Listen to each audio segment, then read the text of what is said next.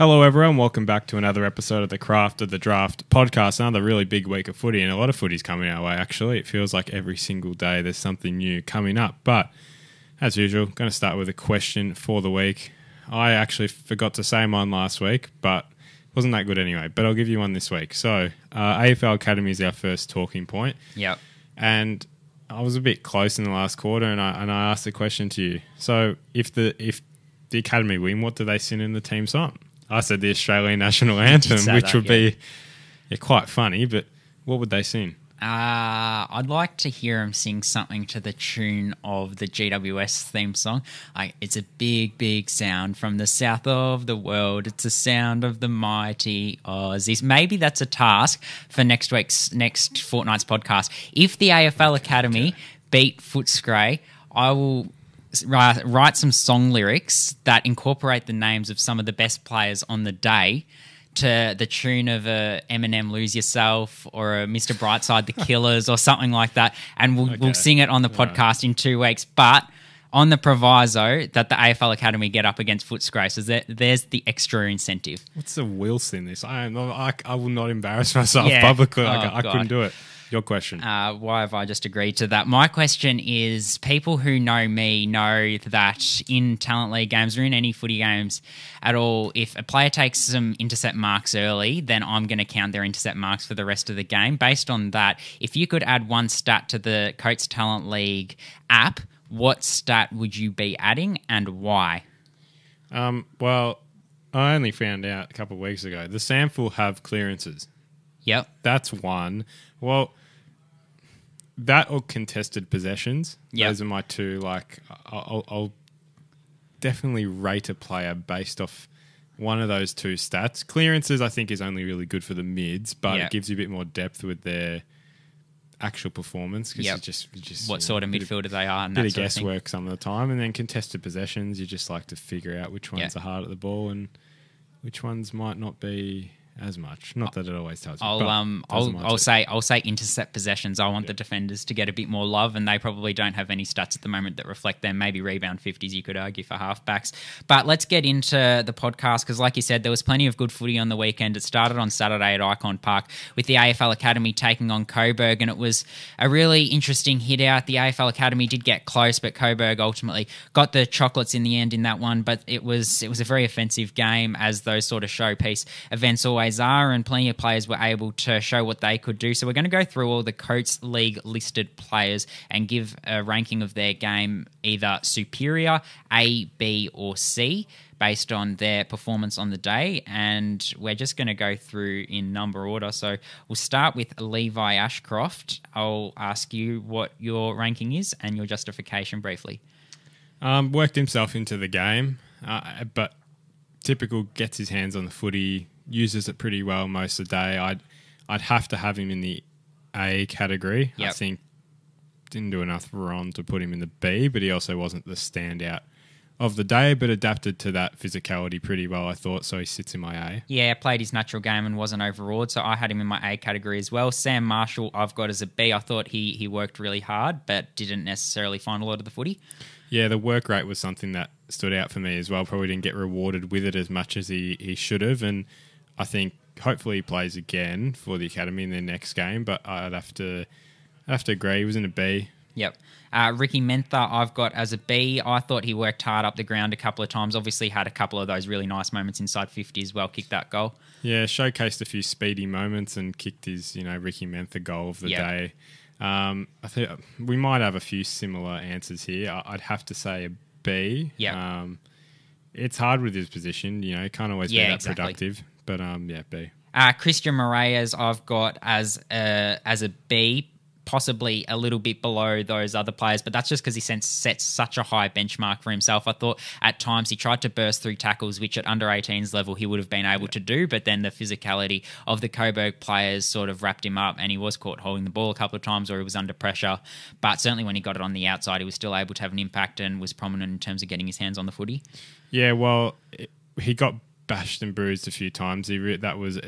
It was a C in my opinion, but that is because of the standards he sets himself, and I think that is a great learning experience, that game for him, because he definitely was challenged physicality-wise. That similar mindset of kind of understanding where the ball was going to go and what kind of plays were going to happen probably wasn't the same as what he was expecting at 18s level. And I think that was a bit of a change, but I did think he adapted well at times. He definitely got into it a little more as the game went on, but yeah, I'm sure he'll want to bounce back pretty well, and I'm sure he will. Certainly. Jagger Smith? Yeah, good. Yep. Good. He was, I'd still, whether he's in the A category, I'd just have him as B. Yep. Seemed like his productivity was a little less than usual and had a few ineffective touches, but at the same time was still able to show that real agile frame of his that can move around, bigger bodies, and still, B. Yeah, echo that sentiment. Probably a victim of his own high standards as well, as we talked about with Christian Moraes. Jaden Ewan was one who was under pressure a fair bit in the back line. Whether that was his own fault or not, I guess you can debate, but he was a late inclusion, and we know he's put some size on in the preseason. Probably still wasn't quite, from a size point of view, able to match it at times with the senior bodies. I would have given him a C. Yeah, it wasn't Jaden's day, let's be completely honest. It was a C. I'm going to be more harsh than you. Yeah, it was a C. It was. I think it was hard for him, given the fact got in late. Yep. Had probably no idea really what was kind of going to come at him in terms of structurally or anything. So I think he did his best, but it just wasn't happening.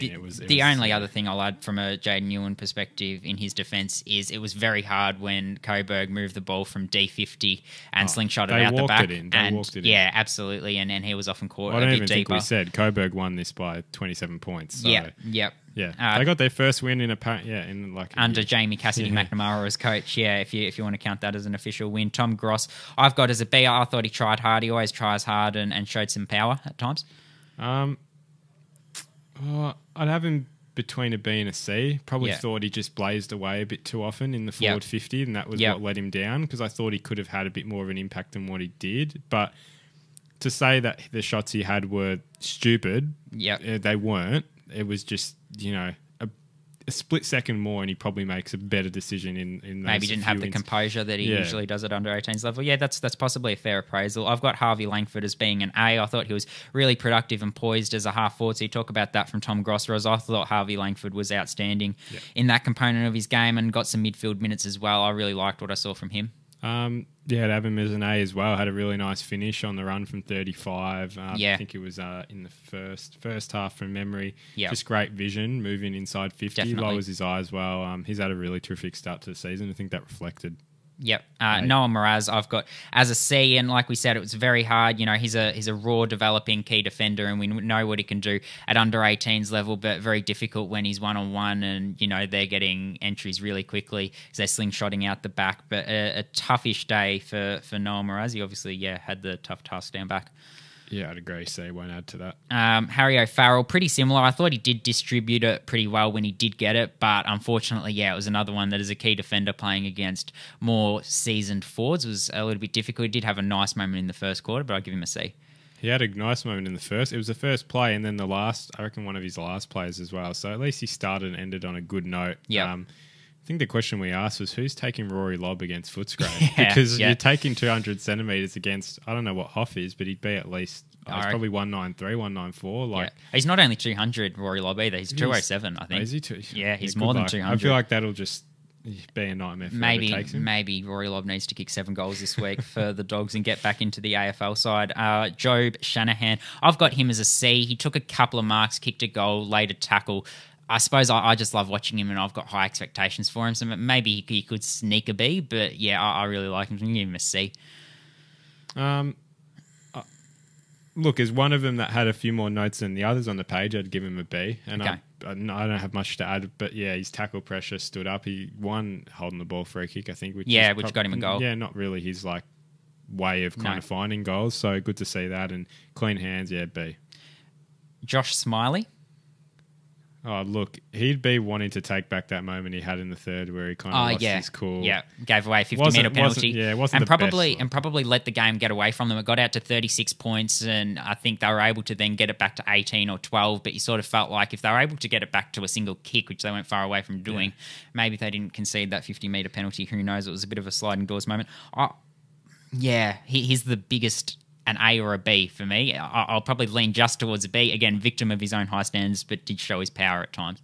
I'd still have him as an A in terms of you compare him to the rest. He didn't really seem out of place at all. And no, he didn't. That usual bullish nature of him to just find the footy and work himself through a pack. So I'd whilst you lean on a B, I'll probably just lean on an A. But he sits probably between that, given that. Luke Traynor is the first that I'm going to give an S to, a superior. His intercepting was outstanding. He was tough against the bigger bodies. He was the defender who stood up all day when everyone else was wanting to show their run and gun and get higher up the ground and have their lick of the ice cream. He was willing to sit back and take those intercepts and also distribute it really well.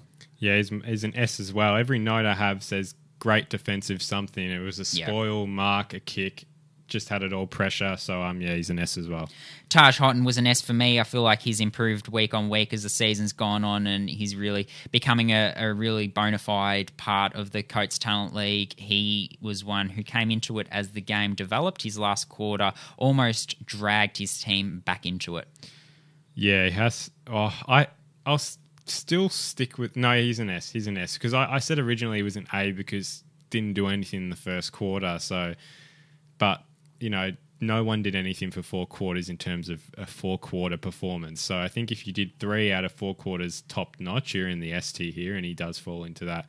Yeah, he was just got into it really well. A few real good pressure moments and just a Taj game, like that prototype Taj football. Taj Houghton was the late inclusion, as to was Toby Travalia, and I'm giving him an S as well. I thought the defensive stuff that he did was outstanding. You always talk about in these games what they're able to do with the footy in hand, and that's certainly something you associate with Toby Travalia. But on this occasion, I thought 10 of his best things that he did was actually defensive, whether that was a big spoil. In the last quarter, it looked like Coburg, for all money, were going to kick a goal. Toby Travalia, a massive effort on the goal line. Yeah.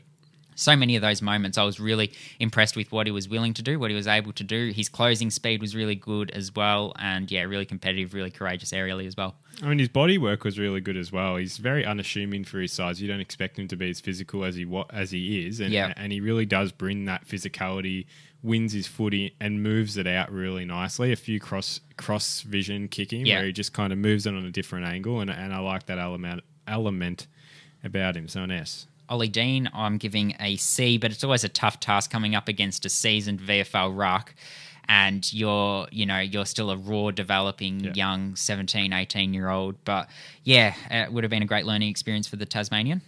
Yeah, mirror your thoughts on that. C. Jack Whitlock, I'm giving an A. I thought he was really good aerially, created a contest every time the ball went up forward towards him, took a really nice mark on the goal line, kicked a couple of goals, and really took his opportunities well. Another one who came in late and really capitalised on what was given to him. You literally copy. I must have the exact same notes there, so I'm not going to add anything, but no. No, very good. So that's the AFL Academy game summarised. Then on Sunday, we had the Vic Metro versus Vic Country trials. And stay tuned, we will talk about the girls round as well. There was some big results there and some players who really stood up. But we will go to the trial games firstly, and we'll start with the first trial game, and we'll just run through some of the stronger performers.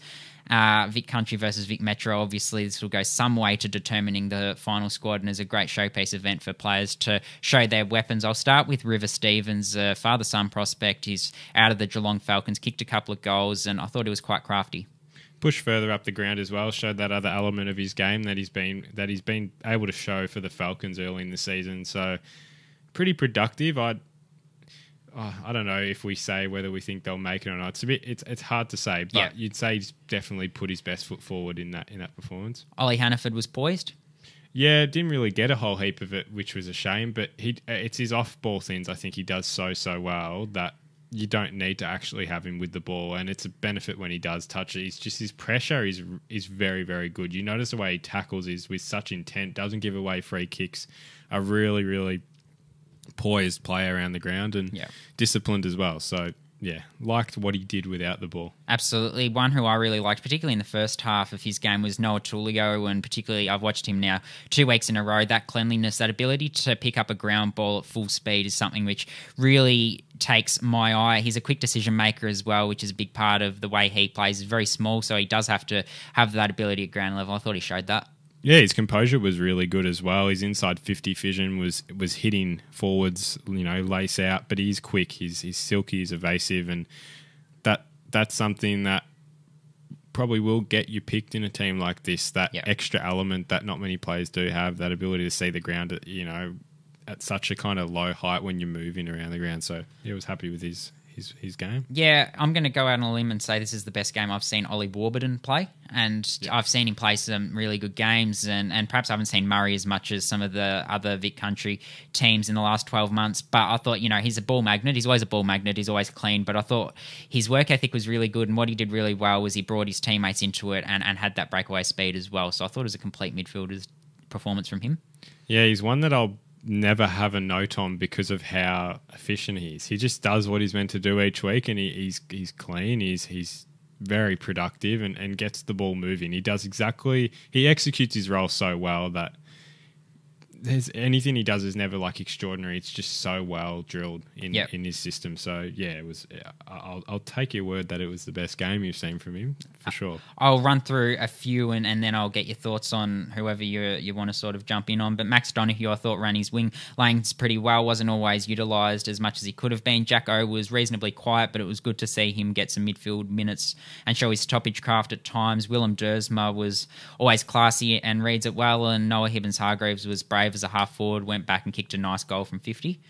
I'll speak on Zach McGuinness, who had a pretty quiet first 3 weeks, but internally they were the Falcons coaching team were very impressed with the way he went about it in terms of his ability to push up the ground, win some one-on-ones and be that threat. But he didn't really do that in this game. He was back to what he was doing last year as that real key forward, and he kicked 4 goals from it. So a lot to like there. Jesse Dottoli, similar in that vein, that obviously not the same player, but just a terrific work rate. He was kicking goals kind of just from that strong body work, got himself in great positions, and I still haven't seen another player who you don't actually realise is inside 50 till he has the ball, because he just sneaks up on you and makes an impact. So there's 2 for me. Yeah, we'll get back to some of the Vic Metro players in a second. I thought Archie Watt is one from the Vic Country side of things that we really have to touch on. His work rate and his inside work is something that's always going to be noticed just with the size that he has got. But I thought his breakaway speed was something which I noticed. Those first few steps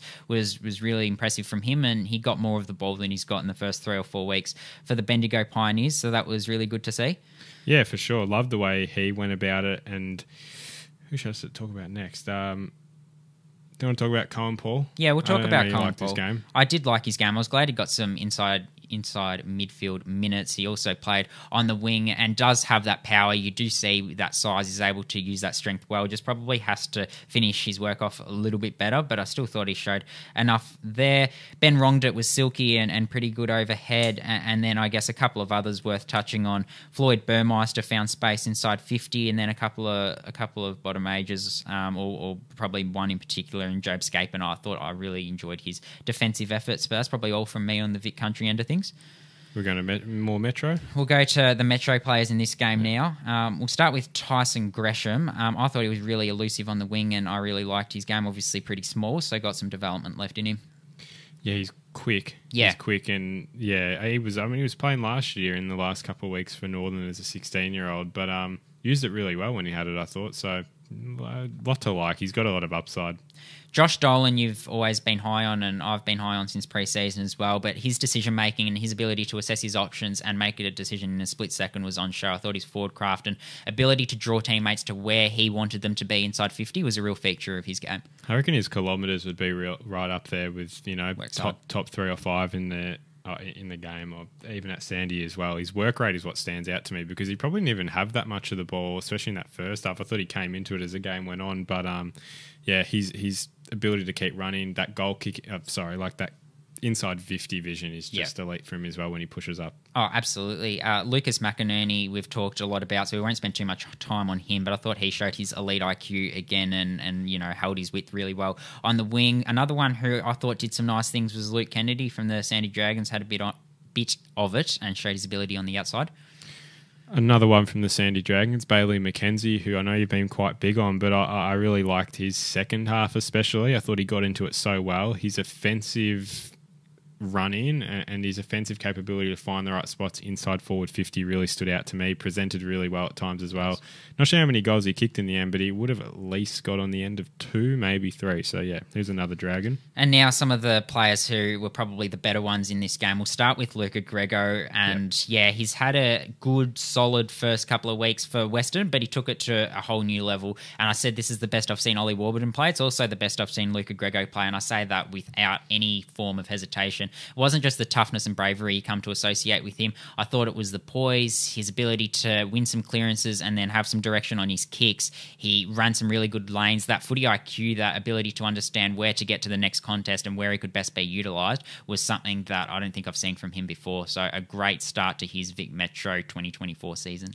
Yeah, well, this is where he's got to play his best football, let's be honest. I think he probably won't get the supply of talent at the Jets that he will get at this level, and if he's able to show it at Metro level, he's definitely setting himself up for a really positive year ahead. But it was his contest work for me. I thought he won some really difficult balls that were just kind of in the balance, but it would come out into his hands. And really, I noticed him a lot more in the second half. I probably didn't pick up as much as the first half, but not that he wasn't good.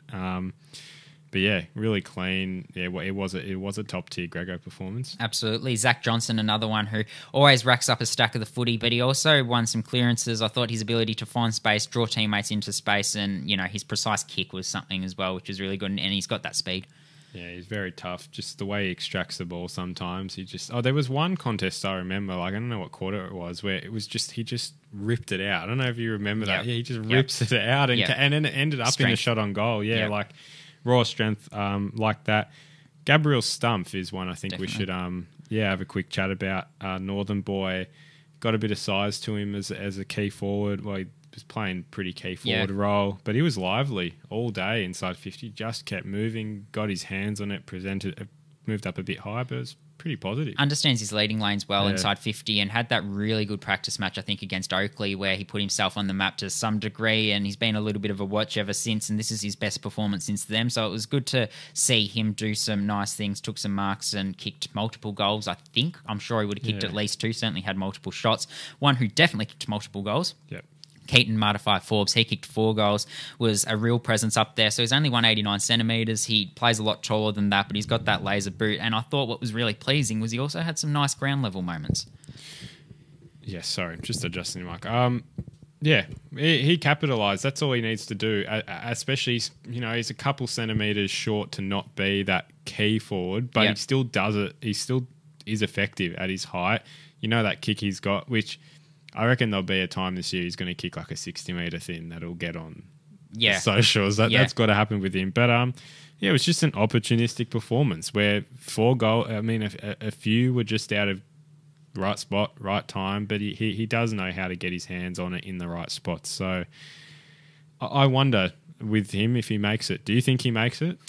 To the Metro squad? Yeah. I think what he did on the weekend will certainly enhance those prospects, just because I just question whether he does enough at ground level for his size, but I think he did have a couple of those moments, which is good to see. I'm going to touch on a trio of Oakley Chargers, and you can jump in on any of them that you want. Thought Doug Kerr is a strong midfielder forward and had a couple of moments of real strength standing up in tackles, keeping his arms free, which is really nice to see. Zane Cochran is one who sees the game early, and you really see that with his ability between the arcs. That's where he played on the weekend and did get some midfield minutes as well, kicked a goal from 50. And Paddy Reshko, we always talk about his work rate, but he was so dangerous on transition. There were 3 or 4 times at least where he got 2 possessions in a chain just with his ability to set a teammate up and then run and get that overlap handball. So his decision-making and that top-end speed, that high-running speed, was a real feature of his playing off half-back.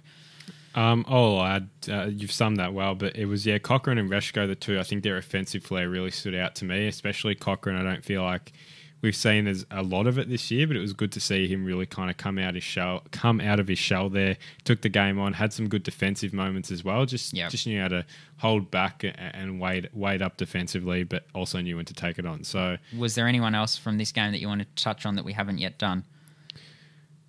Nah, keen to move on. Probably the other one just worth touching on. I thought Liam Callaghan had the matchup on Zach McInnes and fought back well after Zach McInnes did obviously get that 4-goal first half that we talked so glowingly about because it was such a great start from him. But we will move on to the second game. We'll start with the country kids again. And Jasper Olga, a kid that's moved from Gippsland to Oakley this season, still representing Vic Country, kicked 4 goals, but his ability to step through traffic, he was really elusive, clean at ground level, and hit his targets inside 50. It wasn't just the 4 goals. He would have set up another couple, understood where his teammates were inside 50. Obviously, first time playing with this group of players, and has that vision. So I really liked him. It's the best he's played all season. There's no doubt about that. Obviously, usually in a stacked Oakley lineup, others are overshadowing him. But he's got that speed as well. Yeah, well, I thought another element to his game was his overhead ability. I reckon there was 2 good overhead marks he took inside 50 within the space of 5 minutes, I think, in that second quarter that really haven't seen to his game yet. And I think if that's something that remains consistent, it's a nice little element to have at his size especially. But it was really impressed with him and probably went out of it a little bit in the second half, but to make that impact in just one half footy was pretty good, especially in a game like that. You want to do it pretty quickly. Had 4 goals. I'd noted it here in the 19th minute of the second quarter. That was when he kicked 4. So, in 45 minutes of footy, so pretty impressive. Harry Charleston's one you've watched a lot of. You've watched a lot more of the Rebels than what I have in the last 12 months. So you've seen his bottom age year, and I thought he finished the game really well, fought it out till the end, which is really good. You like seeing players play out the minutes, and I thought he really did that. That fourth quarter of his was the best, I thought, of what I noticed. What did you think of his game? He's super accountable. That's what you're going to get from someone like Harry Charleston. He doesn't have a lot of selfish moments where he goes and takes the game on himself and just look to create, it's sort of weighted his moments, and he knows when to take them well. And I think that's what we saw from him again. He's an unselfish rolling half back and knows how to get the job done. So it would be a shame if he misses out, to be honest. I think he's got a lot left to prove as well. Certainly. Julian Callaghan briefly showed the speed that people have been so big on off half back. Colin Ainsworth played on the wing. Liam Kershaw was also slippery on the wing. Harley Hicks is one I want to spend a bit more time talking about. I thought he showed his speed and agility off half forward, and there was a goal that he kicked in the last quarter where he got it moved laterally from a pack, then was able to straighten up and finish from 40. So he's got that polish and finishing ability as well, which he was able to show on the big stage. And he's only played one game of Talent League footy. I believe that game out at Ballarat last week was his debut. So he's coming in a rush. Obviously started in the Vic Country squad.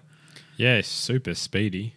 Catches your eye straight away. And I mean, that goal he had was what I noted in terms of just that moment. He seizes the moment pretty well for that age. So pretty impressive. I'll give you Will McLaughlin yet again. Yeah.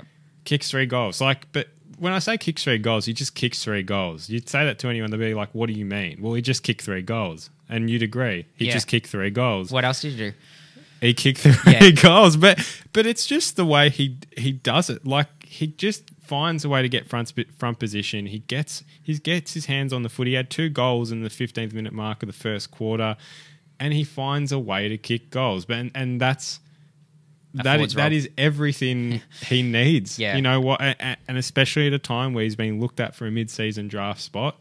All you need to do is kick goals as a forward. That is your role. It's not like he doesn't do anything else. It's just he's so good at kicking goals. That's what he's doing at the moment, and that's the aspect that's shining.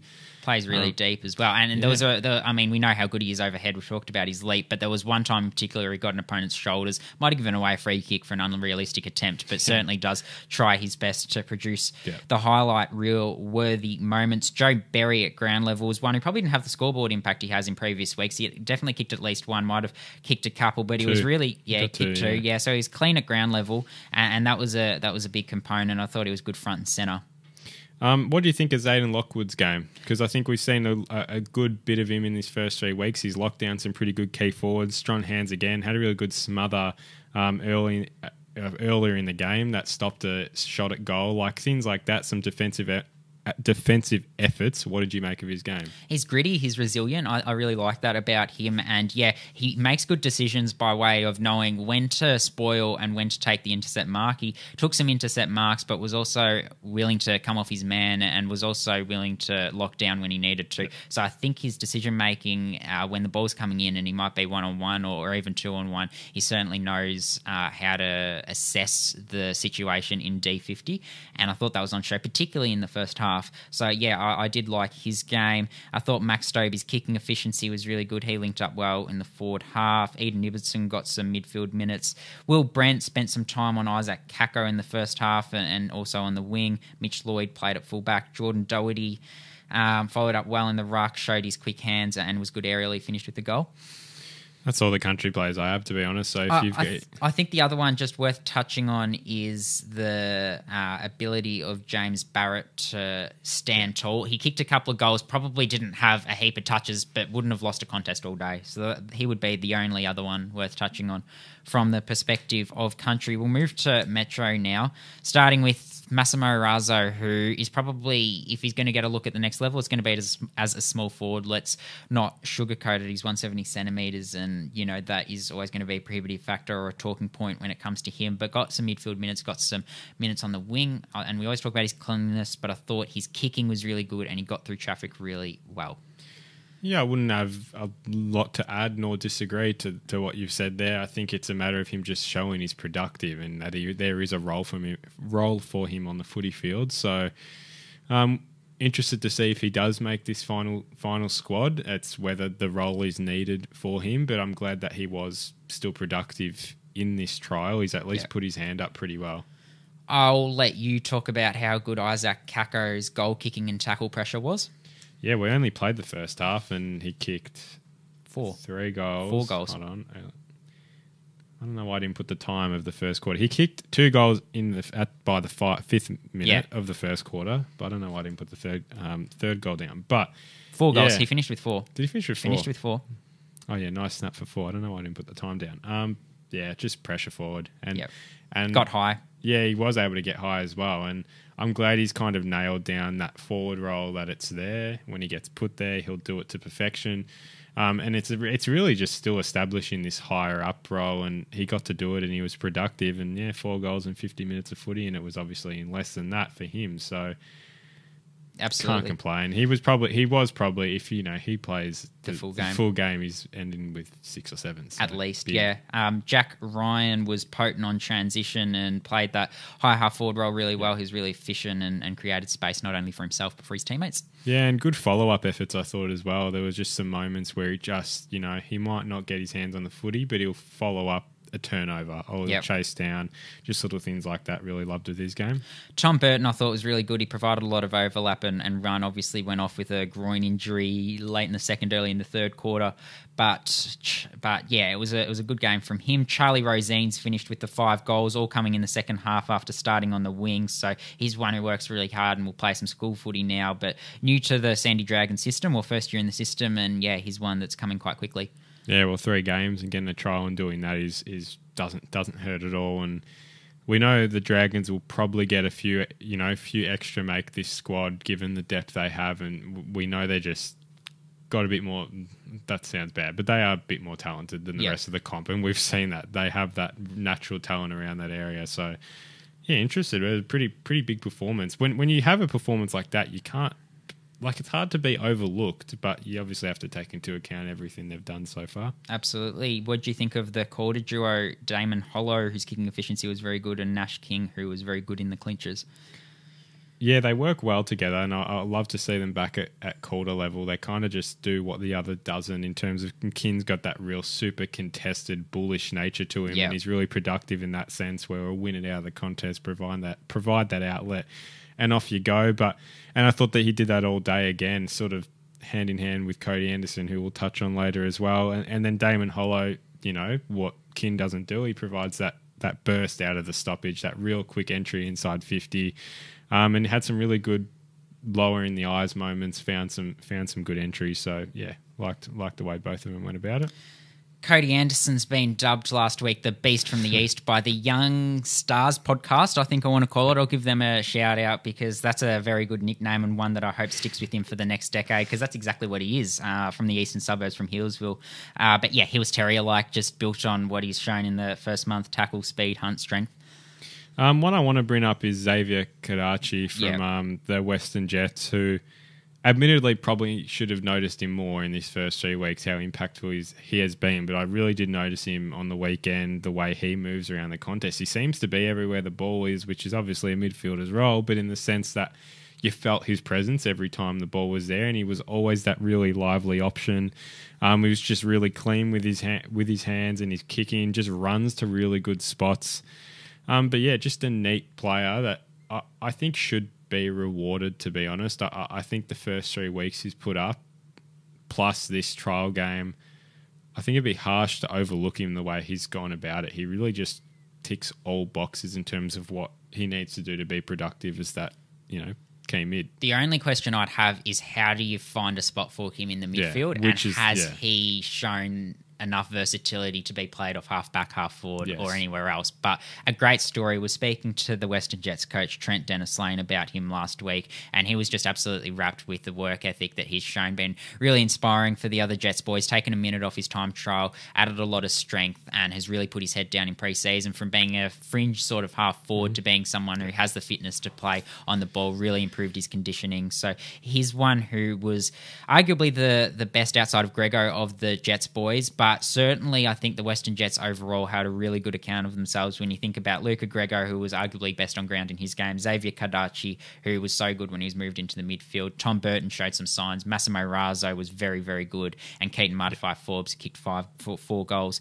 So yeah, another one we need to touch on is Charlie Richardson. I thought it was the complete centre-half forwards game. Finished with 2 goals, took a series of marks, both those goals coming in the first quarter, one of those from outside 50, and yeah, was able to empty out, showed what he was able to do at ground level. There was one moment where he got a front and centre as well. I'd love to see a bit more of that from him because he's obviously not a big key forward. Yeah. So I thought that was a nice component of his game. But certainly, yeah, did what he should have done overhead, and it's the best I've seen him all year. You obviously saw him against Tassie, which is the best performance he's played in the first 3 weeks for Oakley. Yeah, well, all I'll add to that is he was just deadly accurate. Like, 2 set shots that, you said it. I mean, they were 2 set shots that weren't hard, like tight angle, kind of near the on the 50, the actual 50 number, if you know where that is on the field, kind of thing. Like tough shots. So yeah, really impressed with that. One I'll touch on, Tom Wenzel. Like to hear what you thought about his game, and spent a lot of time in the forward half of the ground, and that's where he was really productive in the end. Did get on the scoreboard once, but just always seemed on the front foot, ready to attack it. And yeah, I like the way he went about it. Your views? Yeah, he does have that want to be involved in the contest, and we've seen that in the first 3 weeks for Oakley. Distributes it really well, and is another one who's had, like we talked about with Kadachi, a really good block of training, which has sort of culminated in this invitation. And yeah, I did really like what I saw from him. It's just interesting he did it in a slightly different position, but obviously showed the footy smarts that he could do it on the wing and in the forward half as well. Finished with 1 goal, 1. And just worth touching on Remy McLean. I was glad to see him take a couple of big clunks, and he kicked a couple of goals as well. And also good to see Seth McDonald get the invite. I thought that was really heartening given he suffered the untimely concussion. Got better as the game went on, I thought, playing on the wing, but obviously really tough when it's your first game back and, it's a bit of a baptism of fire. But that probably sums it up from a boys' perspective. So we'll move on to the girls now, and we saw Dandenong versus Oakley on Friday night, with Oakley getting up by 50 points at Shepley Oval. I thought Maggie Marnie was the best performer, and she did it from the first siren. But I'll get your thoughts firstly from an Oakley perspective. Who caught your eye? Yeah, well, they're a level above, aren't they? It's going to be a tough task to beat them, and we'll preview the next round. But they've got Eastern next up, and I'm telling you, if they're going to beat Eastern by like any more than 5 goals, this competition is just Oakley all year. Yeah. But I think you'd be harsh not to start on Marnie, really, the way she went about it in the end. Just such a clean distributor, quick hands, doesn't fumble under pressure. But you couldn't fault the way she went about it. And especially, I mean, Oakley are so well drilled that they get the best out of each girl. And you do notice that someone like Marnie just knows where to work in transition and where to be effective in that sense. Yep. So, yeah, couldn't fault her game. And I thought, she got to really good positions behind the ball to take some intercept marks as well. Sana Baka, who I know you have a bit more of an insight to than what I do, was one who really caught the eye. I think she finished with the 23 disposals, but overall a really good showing from her.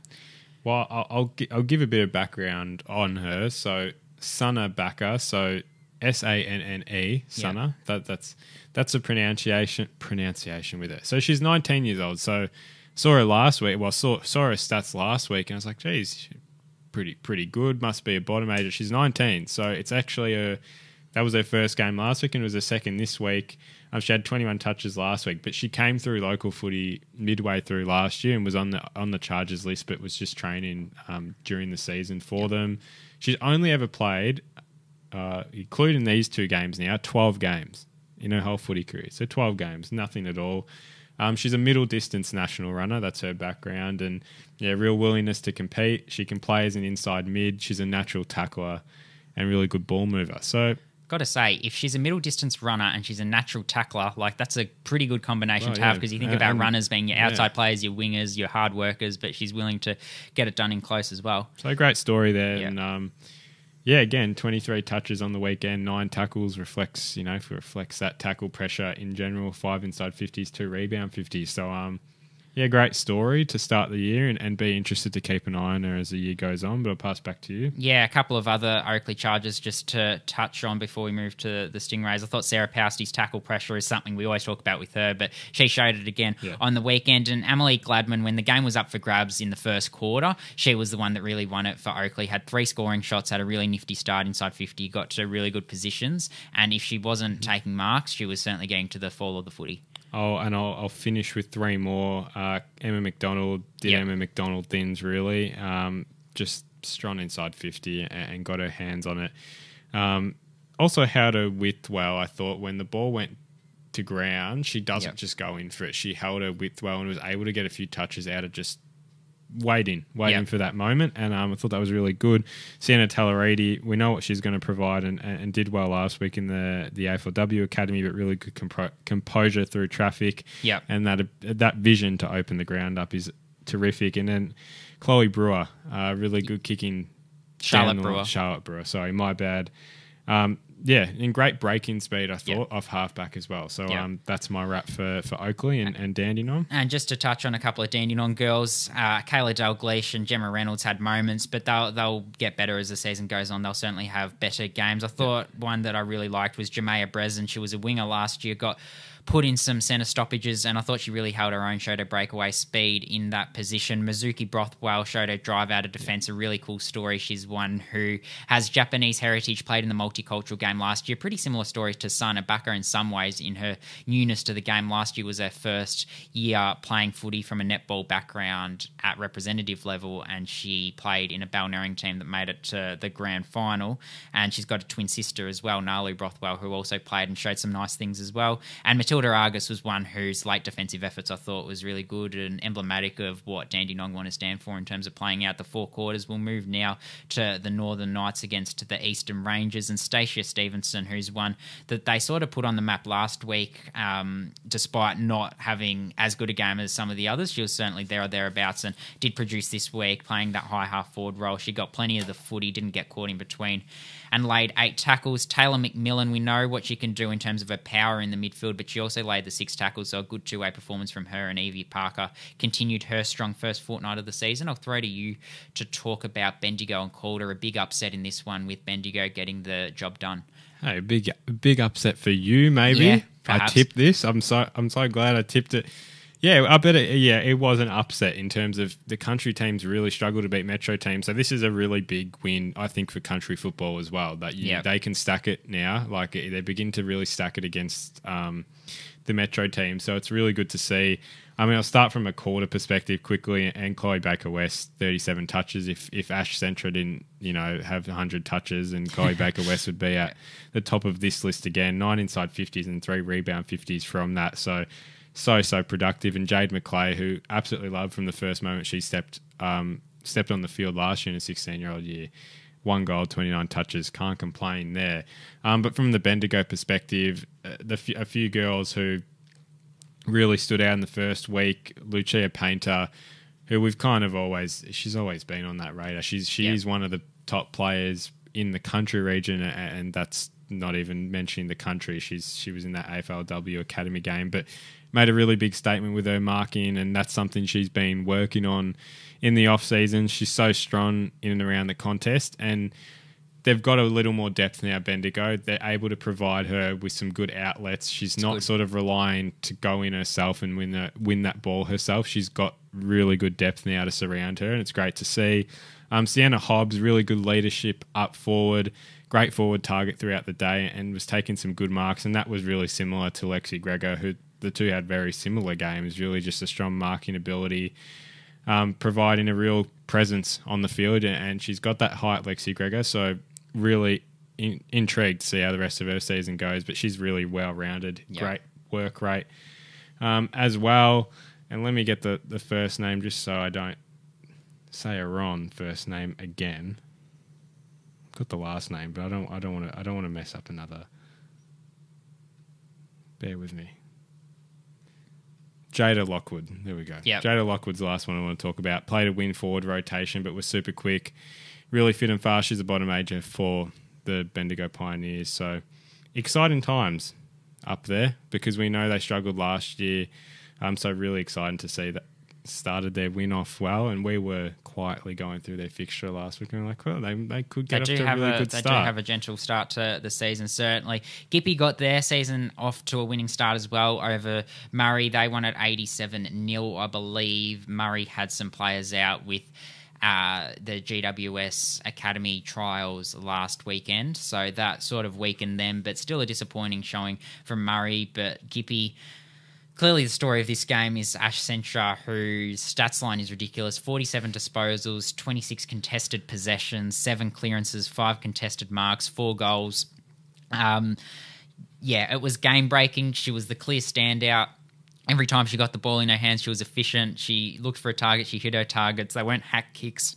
They were proper possessions. She was really clean. She was one touch. And the big thing that the Gippy Power were really pleased with was her defensive buy-in. She laid 4 or 5 tackles, but some of those other efforts were really, really positive from all accounts. She was willing to run both ways, which is something she's been working on in the off-season. Obviously, we know what she can do with ball in hand, but if she can add that extra layer to her game, it's going to be really hard to overlook her at the top of draft boards. So that's something that she did really well, and you consider that she had 47 possessions and still did that well, and that was the most pleasing aspect. It was a perfectly rounded game from Ash Sentra. And then just a couple of others worth touching on. Abby Hobson and Addie Howe were both really good targets up forward from all reports. Addie Howe, the sister of Harvey Howe, who came through the Gippsland Power system a couple of years ago. She kicked 1 goal, 1 and took 7 marks, has really developed that aerial presence in the off-season. And Ava Desch finished with 14 disposals, and as a double bottom major, still has plenty of development left. They were really pleased with what she provided, while Jazz Soden, her first half really set it up for the Gippsland Power. She was one who was really good in tight. We know what she can do in tight. Her defensive stuff was really impressive as well. She finished with a game-high number of tackles, and she also, when she got it on the outside, she was one who was hitting targets as well. So we know her kicking efficiency is a big part of her game, but her decision-making and her IQ were also quite important in the context of Gippy going 1-0 to start the season. So she showed her competitiveness playing alongside sister Taylor. Move on to the last game now. Western going down to the Sandringham Dragons with Mia Zielinski. There's clear storyline, kicking 5 goals, 2. Before we move, you know what you missed with Ash Sentra? The one hit out. That is the stat that matters. The one hit out somehow. She did contest some ruck contests in the forward 50 as sort of that pinch hitting ruck. Here we go. Yeah. I've never seen that's. She's actually had the most rounded game you'll ever see, where she's pretty much ticked off every stat. Yes, but back to Sandy Western. The Dragons got their first win of the year, and they got up by 16 points against the Jets, 57-41. This was on Sunday afternoon. But yeah, Mia Zielinski, 5 goals. She really does need to have a big start to the year, and that's the way to kick it off. Mm-hmm. We know she's spending time at Box Hill, so she'll mix her time between there. But 5 goals is massive for her to really establish herself as that real key power forward. She's got that raw strength and that ability to burst off and lead well. And it's, 7 scoring shots in the end from 16 touches. So she was nearly at 50%. Was a scoring shot. So great to see that from her, and I'm hoping that continues. Scout Howden, 21 touches, along with Daisy Flockard, who are both prolific ball winners, and they're really smart footballers as well, and that'll show as the season goes on. A good bounce back against Easton as well. They went down by 40 points last week, so good to bounce back this week. And Sophie Mackay, probably a quieter game for her. If you say 17 touches is a quiet game for her, but laid the pressure with 5 tackles. And if you go to Sandy's Instagram, you'll see this a reel of Mia Zielinski, and every time, without doubt, Sophie Mackay's jumping like mid-air to hug someone. It's quite funny. Go to watch that reel if you can. But 4 inside 50s, and Howden and Flockard as well with their inside entries were really effective as well. From a Western perspective, Sierra Greaves comes back and dominates. 2 goals, 31 touches, 11 tackles, massive, and 10 inside 50. So she's that workhorse for the Jets, and there will be a lot of reliance on her during the year, but it is still good to see her playing such productive footy.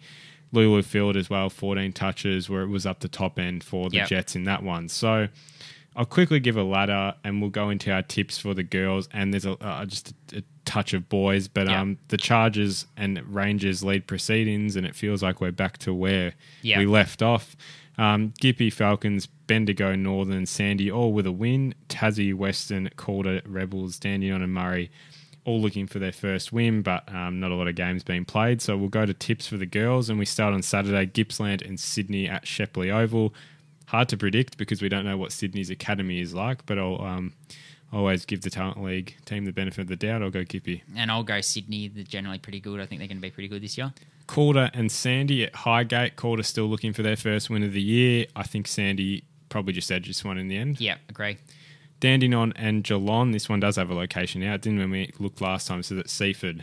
This will be really competitive, I think. I think we'll learn a lot about Geelong in this one and how they stack up to another top team. I think Dandy will bounce back, so I'll tip a close one this one.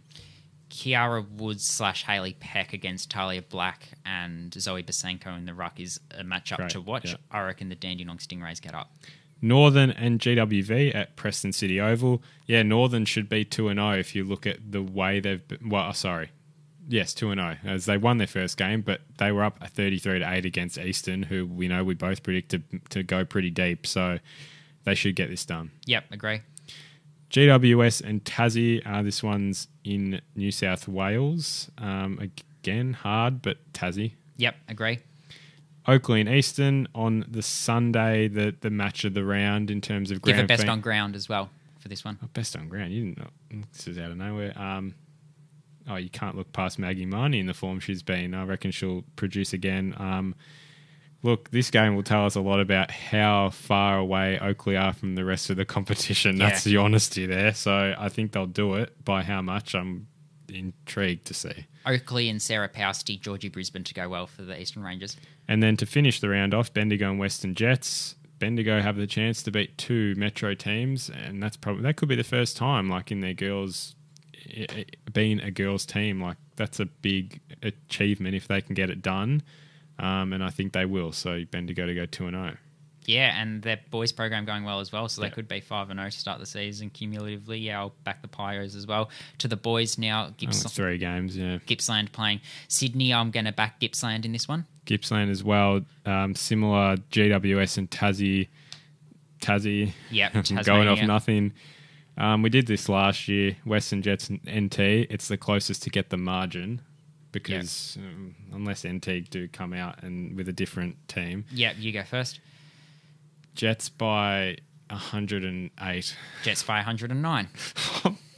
No, I'm challenging you. Give me an actual genuine prediction. That's my genuine prediction. Oh, that's rubbish. Absolute rubbish. That's ridiculous. I hope they win by 107. And I hope that Who's a player that I hope plays well? Well, you've got young guns next week, so yeah, there's going to be some players out. Taja Safiri will play, so hopefully he plays well. There we go. But that wraps some it drive up. off halfback. Yep. That wraps it up. We will be having a break next week, so there will be no podcast, but we will come back and have a whole heap to talk about. Like you said, the 2 young guns games will be played over the next 2 weekends. By the time we come back, there'll be the academy that would have played Footscray that weekend. A lot of girls talent league, but tune into our socials. We will still be covering it just via socials this week. Once again, thank you to Radio Karam for letting us use these studios. Head to radiokaram.org for more information on how to come here, access these studios, and use these terrific facilities. That's all for now. Thank you all for watching, and we will see you next week.